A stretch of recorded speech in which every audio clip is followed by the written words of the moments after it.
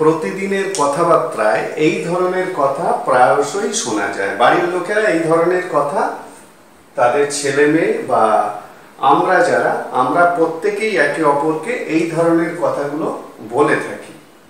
কি বলি?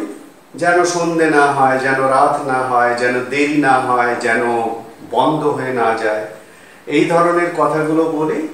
এই কথাগুলোর মধ্যে অর্থটা কি? এই কথাগুলোর মধ্যে এক ধরনের অ্যাডভাইস আছে, উপদেশ আছে। এই ধরনের কথাগুলো এক ধরনের মাইল্ড অব্লিগেশন, মানে এক ধরনের নরম বাধ্যবাধকতা।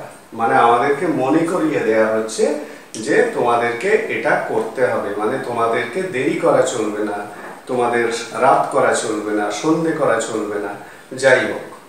তাহলে এই ধরনের কথার মধ্যে যে সেন্সটা আছে সেটাকে কি বলছি? অ্যাডভাইস বা রেকমেন্ডেশন বা একটা মাইল্ড অব্লিগেশন। এখন যে কথাগুলো আমি বললাম, অ্যাডভাইস, উপদেশ, রেকমেন্ডেশন, সুপারিশ, আর মাইল্ড অব্লিগেশন মানে হচ্ছে নরম বাধ্যতা, এই কথাগুলো বলে আমরা এই অর্থগুলো প্রকাশ করার জন্য যে ধরনের সেন্টেন্স ব্যবহার করি এবং সেই সেন্টেন্সগুলোতে যেটা ব্যবহার হয় সেটা হলো শুড। অর্থাৎ শুড ব্যবহার করে এই ধরনের সেন্টেন্সগুলোকে তোমাদেরকে ইংলিশে বলতে হবে। ঠিক আছে? শুড মোডাল হেল্পিং ভার্ব হিসাবে এখানে ব্যবহার হবে, মূল ভার্ব তারপরে বসবে। এবং আরো একটা জিনিস এখানে আছে, সেটা হলো এই যে যেন না, অর্থাৎ সেন্টেন্সের মধ্যে একটা নেগেটিভ ওয়ার্ড আছে, এটা তো দেখেই বোঝা যাচ্ছে না। এখন এই যেন না মানেই হচ্ছে যাতে না। ঠিক আছে?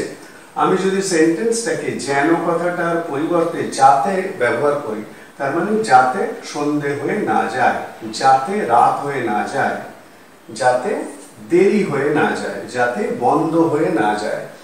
এই সেন্টেন্সগুলো কোনো একটা বড় সেন্টেন্সের একটা অংশ, মানে এর আগে আরেকটা সেন্টেন্স এবং তারপরে এই সেন্টেন্সটা, মানে এটা একটা কোনো সেন্টেন্সের একটা অংশ।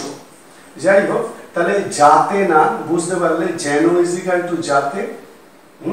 তাহলে যাতে না ইংলিশ কি? Least, LEST, least. আর এটা যেহেতু রেকমেন্ডেশন বা মাইল্ড অব্লিগেশন, তাহলে কি ইউজ হবে? শুড। আর মূল ভার্ব কি? এখানে এই যে হওয়া ক্রিয়া আছে প্রত্যেকটায়, হওয়া মানে বি, তার মানে শুড বি ইউজ হবে। আর যাতে নার জন্য লেস্ট। তাহলে সেন্টেন্স স্ট্রাকচারটা কি দাঁড়াচ্ছে? সেন্টেন্স স্ট্রাকচারটা নিশ্চয়ই বুঝে গেছো। প্রথমে লেস্ট বসবে, তারপরে সাবজেক্ট হিসাবে এক্ষেত্রে যাই বসুক সাবজেক্ট বসছে, এস ফর সাবজেক্ট, তারপরে শুড, তারপরে ভার্বের প্রেজেন্ট ফর্ম। এই হলো মেন সেন্টেন্স স্ট্রাকচার। এই স্ট্রাকচারকে ফলো করে এই সেন্টেন্সগুলোকে তৈরি করতে হবে। এবার দেখে নাও, যাতে না সন্ধে হয়ে না যায়, বা যেন সন্ধে হয়ে না যায়, বা যেন সন্ধে না হয়, তাহলে লেস্ট দিয়ে শুরু হবে। লেস্ট মানেই হচ্ছে যাতে না। তাহলে লেস্ট, এখানে যেহেতু টাইম বোঝাচ্ছে এক ধরনের এবং সাবজেক্টকে বোঝা যাচ্ছে না, তাহলে ইট দিয়ে শুরু হবে।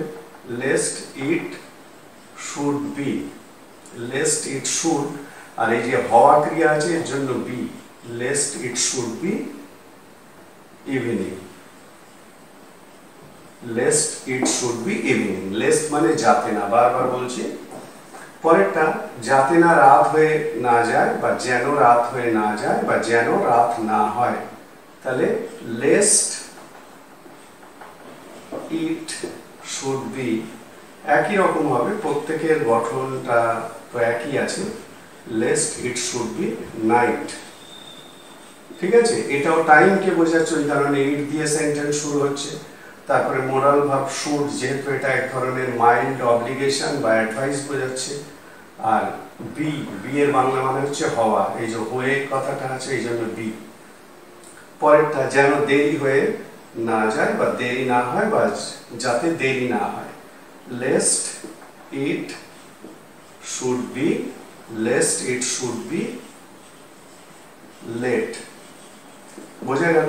পরেরটা lest it should be, lest it should be closed. বোঝা গেল? তাহলে কিছুই নেই সেন্টেন্সটাতে। সেন্টেন্সটার মধ্যে একটা রেকমেন্ডেশন, মাইল্ড অব্লিগেশন বা অ্যাডভাইস আছে।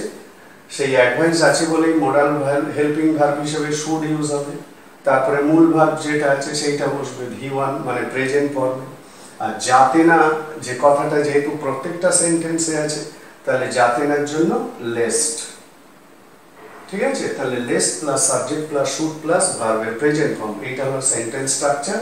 আর বাংলার যে সেন্টেন্স প্যাটার্ন, মানে বাংলা সেন্টেন্সগুলোকে যেরকম দেখতে লাগছে এই ধরনের সেন্টেন্স তোমরাও ভাববে, ভেবে এই স্ট্রাকচার অনুযায়ী ইংলিশে বলবে।